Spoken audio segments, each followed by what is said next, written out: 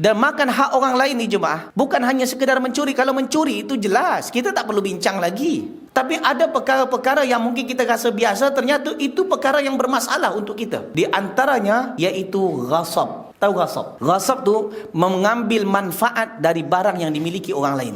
Contoh, pakai selipar orang tanpa izin, sandal. Pernah buat tak?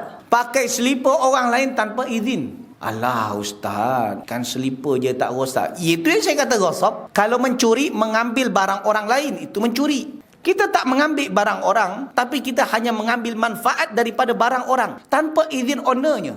Kita rasa hal biasa, tapi masalah ini boleh menyebabkan pahala kita terkikis. Pakai selipar orang, yang jahatnya macam mana? Masjid besar, kalau masjid ni okey lagi, ni masjid besar. Dia pakai selipar orang di sana, dia pergi ke belakang, lepas tu ditinggalkan di hujung tu. Yang penting perut dia je selamat, yang penting diri dia selamat. Akhirnya datang owner yang punya selipar tu, tengok, lah hilanglah selipar aku, manalah selipar aku. Tengok sana, tengok sini.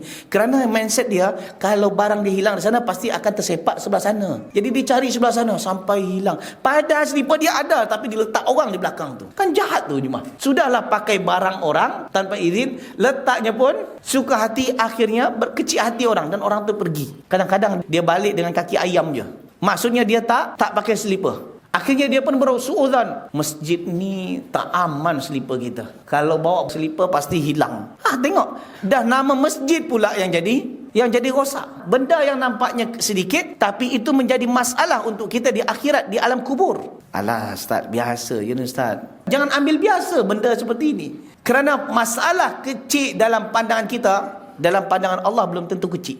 Sehingga dalam surah An-Nur Allah katakan apa? Wa tahsabunahu hayyinan wa huwa indallahi azim. Engkau pandang sesuatu itu remeh, ternyata besar di sisi Allah.